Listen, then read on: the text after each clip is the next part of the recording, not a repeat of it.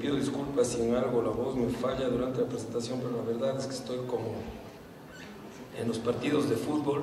Algunos jugadores juegan infiltrados, pues a mí me va a tocar dar una charla de pádel, pero no podía faltar a mis amigos jamás a esta cita. Como yo estuve la última vez en Boston, tuvimos la oportunidad de disfrutar de unas cervecitas en el bar Cheers, que es tan famoso. Bien, el día de hoy quería hablarles de algo que en realidad pienso yo que no solo, como oía en una charla anterior, democratizó la colocación de anillos, por decir que puede expandirse a que muchos cirujanos sin ser tan diestros podamos o puedan colocar anillos intestromales. Yo diría que perfeccionó la cirugía de implante de segmentos o anillos intraestromales, optimizando los resultados quirúrgicos en pacientes con queratocono. Y esto después del implante de segmentos con femtosegunda. Les he traído un pequeño diagrama de cómo nosotros acostumbramos o deberíamos enfrentar un queratocono. Es decir, ¿qué hacemos frente a un queratocono? En primer lugar, saber si este queratocono es estable o es un queratocono progresivo. Si es un queratocono estable, pues vamos a seguir el lado izquierdo de la gráfica que ustedes verán, que es un queratocono, por ejemplo, con buena agudeza visual. Si esta buena agudeza visual es con gafas, pues hasta ahí llegamos y observamos. Sí, también puede tener la opción de utilizar lentes de contacto, o incluso puede ir hacia la utilización de un lente tórico-fáquico para la corrección esférica y cilíndrica de ese paciente, repito, si el queratocono está estable.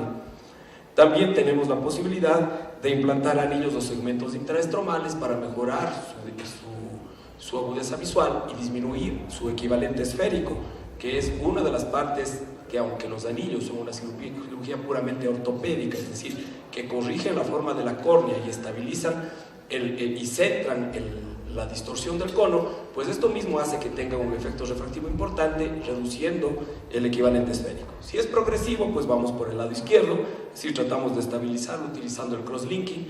Actualmente se sabe que debemos utilizar el crosslinking en etapas iniciales del queratocono para poderlo estabilizar de la manera más óptima, e incluso tenemos resultados refractivos utilizando el crosslinking con astigmatismos pequeños de queratoconos incipientes.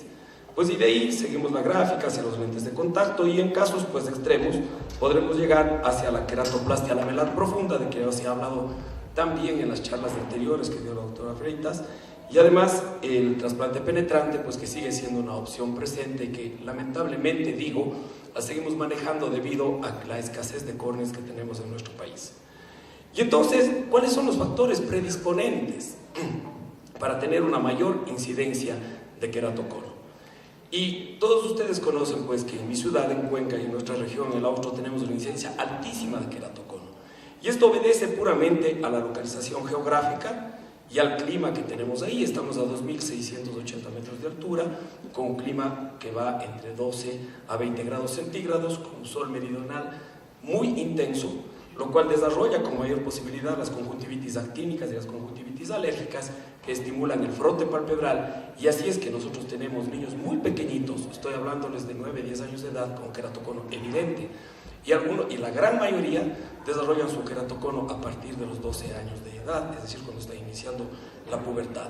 Las pocas familias también han hecho que el gen del queratocono se replique con mayor frecuencia. Esta es una teoría que está prácticamente demostrada, y eso ocurre en el austroecuatoriano y muy especialmente en la ciudad de Cuenca.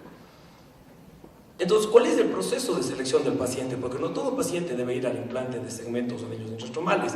En primer lugar, un examen oftalmológico detallado, en el cual se incluya un estudio de la superficie ocular y una biomicroscopía correcta, con la finalidad de lograr un diagnóstico y estabilizar la enfermedad de base. Como decía, muchos de estos pacientes tienen conjuntivitis alérgica o pueden tener incluso un síndrome de ojo seco o una disfunción de película lagrimal.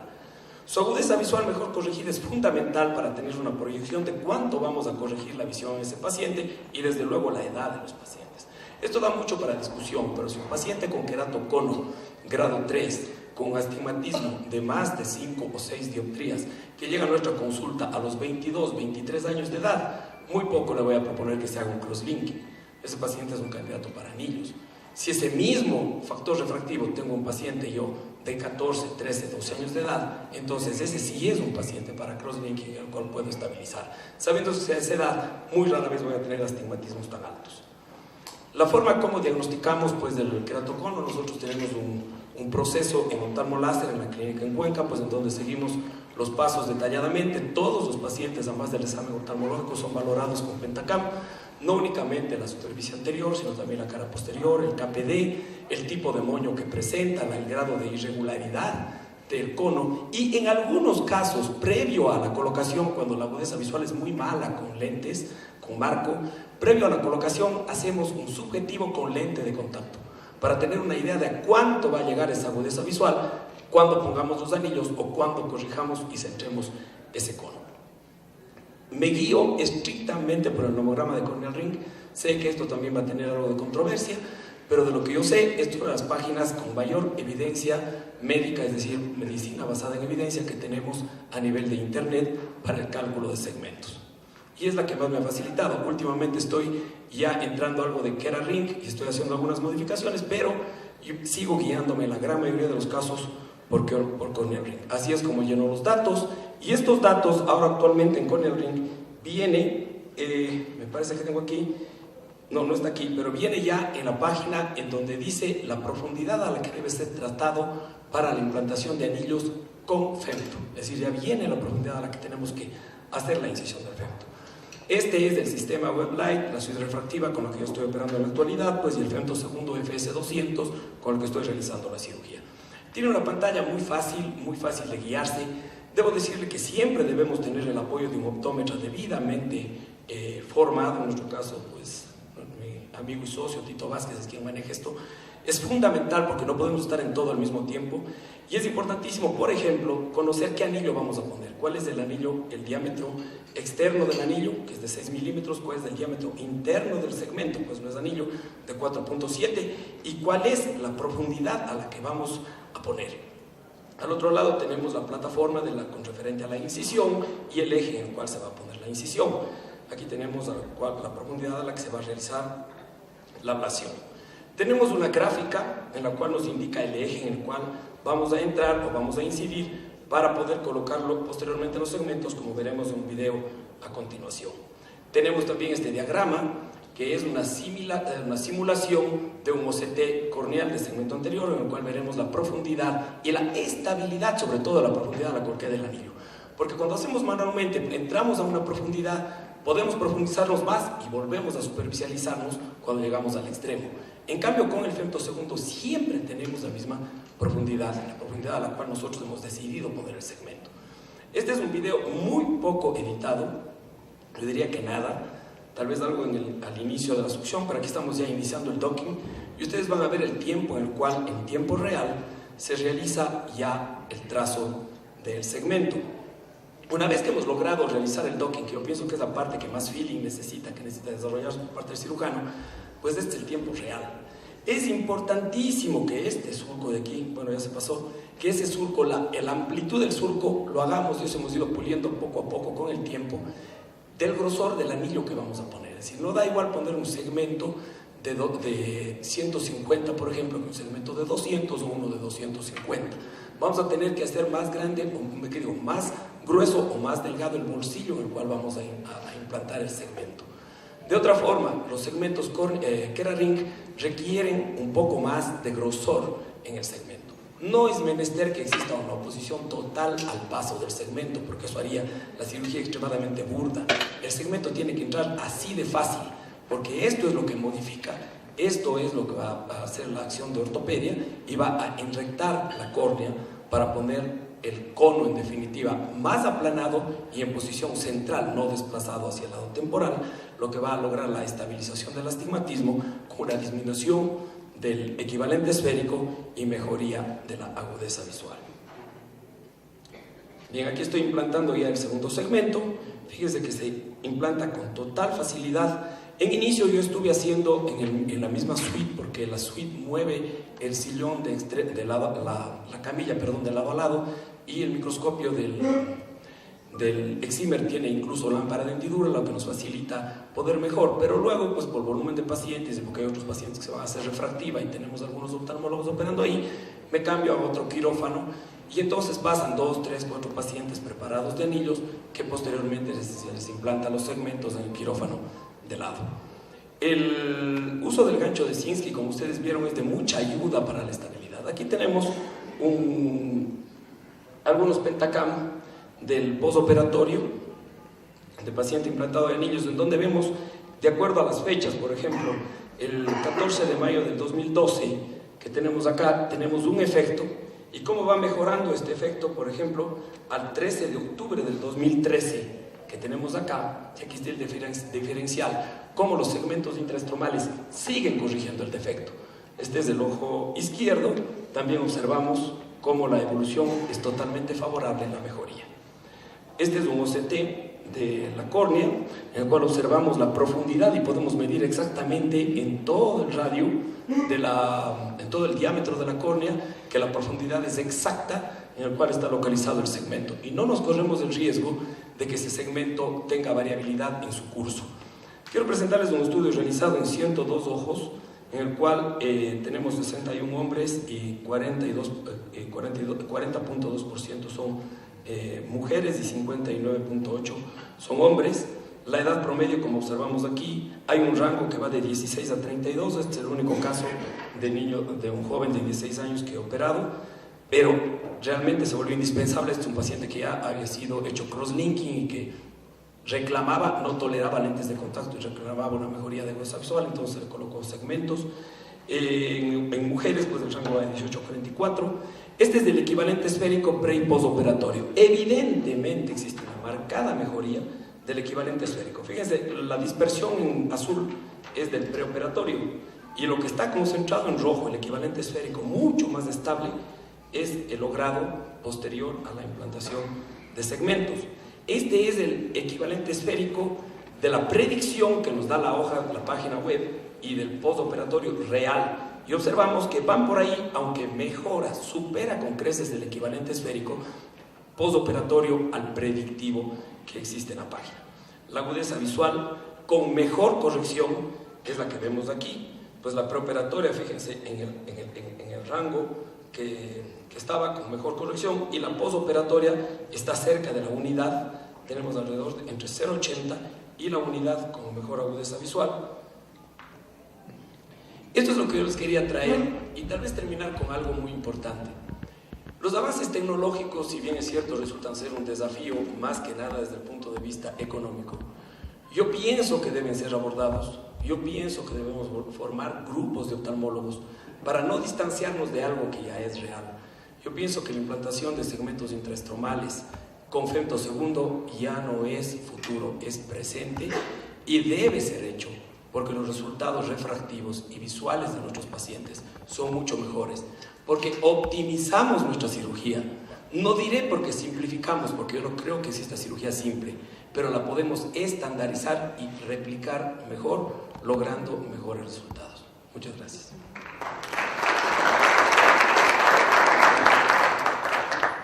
Muchas gracias, Diego. A continuación, René Cabrera va a presentar el tema de importancia del endotelio corneal en las cirugías de segmento. Haciendo con las palabras de Diego, la verdad es que nosotros sabemos que a veces entre los hermanos no se llevan bien, ¿no es cierto? Pero enhorabuena que estamos aquí reunidos porque 3 hermanos se llevan bien. Y eso aporta a la oftalmología ecuatoriana, aporta a la oftalmología de la provincia de Pichincha, aporta a cada uno de nosotros, porque nos lleva a mejores sitiales y lleva un mejor ejercicio de la profesión tan hermosa que es la oftalmología. Enhorabuena. La comunicación que tenemos para hoy tiene que ver con la importancia del endotelio corneal. Creo que es indiscutible la importancia del endotelio en todo tipo de cirugía. De hecho, hay estudios de qué impacto tiene en el endotelio corneal cualquiera de los procedimientos que se realizan en el segmento anterior. ¿Y por qué es importante? Porque todos sabemos que nacemos con un número de células endoteliales dado y conforme pasa el tiempo vamos perdiéndolas de manera progresiva. Si bien cada año hay estudios que muestran que se pierde entre un 0,4 a un 0,6% de células endoteliales, y el endotelio está formado por 300 a 400, 450 mil células. Esta es la población con la que más o menos tenemos que lidiar todo el tiempo. El área total de nuestro endotelio es de 130 milímetros cuadrados, y en este grupo debemos encontrar por lo menos un 75% de células hexagonales, es decir, de buena vitalidad. Además, esto es un hecho, que las células endoteliales no tienen mitosis, aunque hay algunos estudios nuevos que muestran que en ciertas situaciones de trauma en la porción periférica de la córnea se ha visto que puede darse mitosis celular. Por lo tanto, recordar que la cirugía afecta tanto el número como el tamaño y la forma de la célula va a traer atención a nuestras cirugías que tengan que ver con el segmento anterior.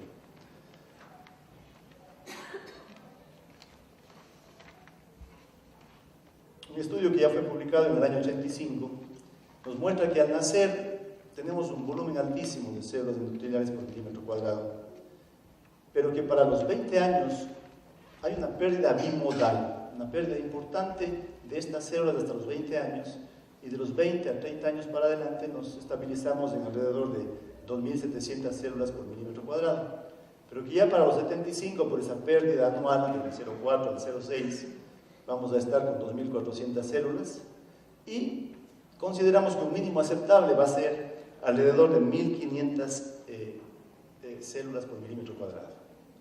Para llegar a los 1.500 debemos tener una pérdida endotelial de alrededor de un 35 a 40% en cualquier proceso quirúrgico que realicemos. Y si ya estamos en un alrededor de 800 células por milímetro cuadrado, sin duda alguna que el edema corneal aparecerá. Este endotelio como función va a mantener esta hidratación estromal únicamente a un 78% para que conserve su transparencia. Además, debe estar funcionando como una barrera para el paso del humor acuoso hacia el estroma y mantener una bomba activa, metabólica, de sodio-potasio que está sacando el exceso de agua de la córnea. Y de esta manera mantener la transparencia corneal. Por lo tanto, el edema corneal se va a producir por diferentes circunstancias, sean estas clínicas, sean estas tóxicas, por daños mecánicos, por daños químicos. Actualmente hay algunos estudios medio contradictorios en relación a la radiación ultravioleta que produce la radiación ultravioleta en el endotelio corneal, pero edad avanzada, uveitis, incluso el uso de lentes de contacto ha demostrado que cambia la forma de las células endoteliales. ¿Y cómo responden las células ante esta noxa externa, ante este daño? Todas las células lo que hacen es cambiar su forma y cambiar su tamaño. Aquí podemos ver la típica roseta, una célula que ha crecido tanto para tratar de cubrir el espacio de las demás. Entonces la respuesta del endotelio es unir los hombros unas a otras y no permitir que haya un espacio entre célula y célula, y lo logran cambiando su forma y aumentando su tamaño. ¿Qué elementos tenemos para valorar esta función del endotelio corneal? Paquimetría, muy conocida, paquimetrías ópticas, paquimetrías ultrasónicas. Un estudio de fluorofotometría con permeabilidad del endotelio al paso de la fluoresceína a la cámara anterior también, que no es de utilidad clínica. Y la fotografía y contaje con microscopía especular, sea de contacto o sea de no contacto. Presentamos aquí el estudio que hacemos con este microscopio especular de no contacto, en donde vamos a investigar a través de la toma. Este equipo toma 15 fotos consecutivas en 1.2 segundos y escoge automáticamente la mejor fotografía con los mejores hexágonos, y aparte de darnos el espesor de la córnea, nos muestra el estado de esas células. Y más o menos en alrededor de 8 segundos hace todo el proceso de respuesta en el estudio. Y nos muestra cuánto número de células han sido investigadas, cuál es el contagio de células, 2263 en este caso, que es mi ojo izquierdo. Fíjense cómo ya estamos envejeciendo aquí rápidamente. ¿Sí? Las canas, ¿no es cierto? El promedio de las células por micra, el desvío estándar, el coeficiente de variabilidad, que es un factor importantísimo para ver y poder investigar ese polimegatismo de las células, el máximo de células por micras y el mínimo. Además tenemos aquí un estudio adicional que nos muestra este histograma, la distribución en el ápex para buscar el pleomorfismo y el polimegatismo por área. Entonces, en general, deberíamos buscar tener un coeficiente de variabilidad que no supere los 28, en esta parte no estamos tan mal, y la hexagonalidad de las células debe estar hasta un 60% a 65%. Entonces, motivados por un estudio realizado por la técnica de catarata que usamos en el 70% de nuestros pacientes, es un reporte de Nepal, donde se realizaron 100 cirugías de catarata con un contagio endotelial preoperatorio de 2.673. Esto concuerda que aparentemente la raza asiática tiene un contagio endotelial más alto que el resto de la población. La raza asiática tiene un contagio más alto. Y ellos, pues, en 100 pacientes concluyen que hay un 15.8% de pérdida de células endoteliales utilizando la cirugía de catarata de pequeña incisión con una implantación de un lente en cámara posterior. Hecho un reporte del 2011. Mirando esto y recordando los momentos en donde la cirugía de pequeña incisión, en cirugía de catarata, puede perder células endoteliales, como es el trabajo del túnel, la extracción del núcleo, o también cuando el núcleo es muy duro, la bisección con la pinza de Akahoshi para extraerla en 2 pedazos. Hicimos un estudio donde en 6 meses recolectamos 152 ojos, que fueron los que completaron el estudio porque hubieron más, pero estos tuvieron todos los reportes. Encontramos en estos pacientes un contagio preoperatorio promedio de 2.332. Fíjense la diferencia en comparación con los 2.600 de un contagio preoperatorio en un paciente asiático. Y podemos ver el resultado de la pérdida endotelial al mes, que de promedio en todos los tipos de catarata era de un 9,69%. Pero al desglosar por el tipo, por la dureza de la catarata, grado 1, 2, 3 y 4, pudimos ver cómo obviamente en estas que hay más maniobras de la cámara anterior, al generalmente producir una bisección del núcleo por la pinza de Akahoshi, la pérdida endotelial es más alta al mes. De todas maneras sigue estando dentro de los parámetros aceptables, y los resultados paquimétricos estuvieron inicialmente, esto es en el preoperatorio, están alrededor de las 520 micras,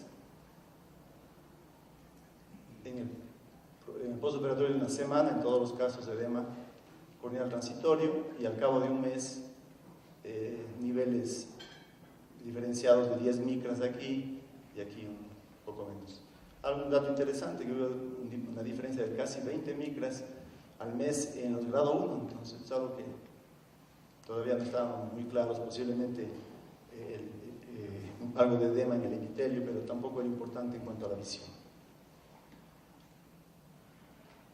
Los resultados del doctor Marcelo Larco, que tuvo la gentileza de entregármelos, que yo creo que deberíamos cada uno de todos los cirujanos del segmento anterior tener un estudio de cómo está nuestro contagio endotelial. Es fundamental saber cuál es nuestro estado de daño a las células endoteliales con nuestras cirugías. Y él me ha presentado sus datos y él tiene un resultado semejante al mes. Yo tomé solamente esta información de él en 27 pacientes, su paquimetría es resultado semejante al mes, pero en cuanto a la pérdida endotelial, él encuentra un 4,53% nada más. Para poder comparar esto, hicimos un estudio clínico adicional con el 33% de pacientes que realizamos facomulsificación. Y en estos fueron todos con lentes plegables, y de igual manera se hizo un contagio endotelial de una paquimetría preoperatoria y postoperatoria una semana y un mes después. Y recordar que la facomulsificación, tanto en la irrigación y la aspiración como en el uso del ultrasonido, es cuando perdemos las células endoteliales. Aquí lo que encontramos fue un nivel menor de pérdida de células endoteliales. Yo nunca hago facomulsificación en cataratas más duras de 3. Por esta razón, nuestra pérdida de células endoteliales siempre es mucho menor y están los resultados al mes. Podemos ver las cataratas grado 1. En estos niveles de pérdida de células endoteliales, siempre las grado 3 tenían un nivel de pérdida mayor.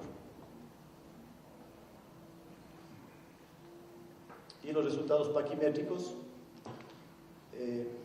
fueron semejantes de igual manera al mes, preoperatorio y postoperatorio, con pequeñas diferencias. Y de igual manera, de manera sorprendente, encontramos que en el grado 1 tenía una diferencia de alrededor de 18 a 20 micras más en el postoperatorio al mes. Muchas gracias, es lo que tenía para presentarles. Gracias, René. A continuación, la doctora Luciane Barbosa de Sousa va a presentar el tema actualización en queratitis herpética. Bueno, ahora vamos a cambiar la parte quirúrgica para la parte clínica. Entonces yo voy a intentar pasar lo que nosotros hacemos no día a día, nuestros protocolos de tratamiento, tanto da úlcera herpética quanto da queratite micótica enseguida, y después podemos hablar